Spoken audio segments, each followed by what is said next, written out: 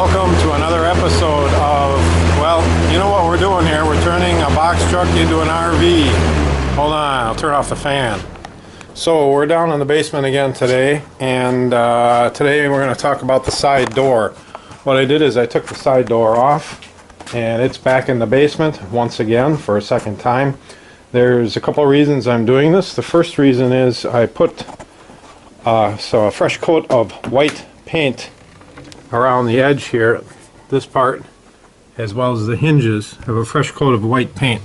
And the reason I did that is because the original paint I had on there was Rust-Oleum gloss white, and it just didn't match with the rest of the white on the box truck. In fact, even the frame around the door was painted with Krylon gloss white, and the Krylon gloss white matches everything else on the truck much better. So I repainted the frame of the door with Krylon gloss white so that it matches better.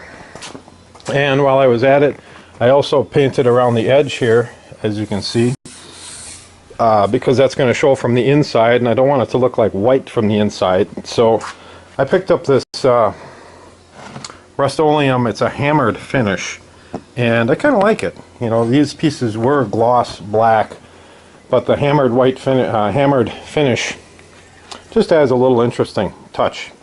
I'm out of paint here on the door, so I'm gonna have to get another can to do the frame inside the box truck, so that all matches up. And the other thing I'm going to be doing down here is putting oak paneling. This oak paneling is going to go in here. So I've got these wonderful pieces of oak. They've been varnished with a coat of tung oil first, and then I've got 3 coats of Armor Seal on them.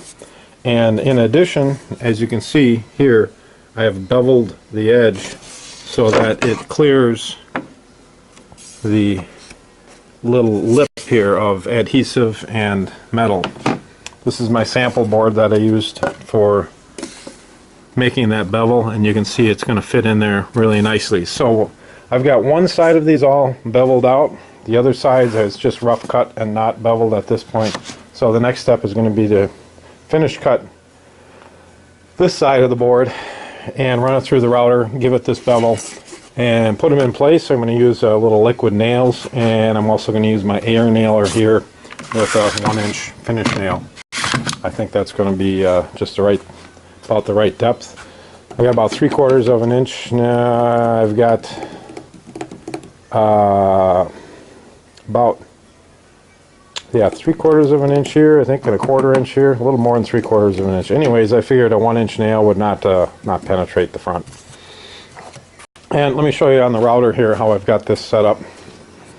I used a 3/4 inch router bit, and I set up my table so that it takes quite a swipe out of the bottom of the board, so that again I can clear that adhesive and that line on these on the door.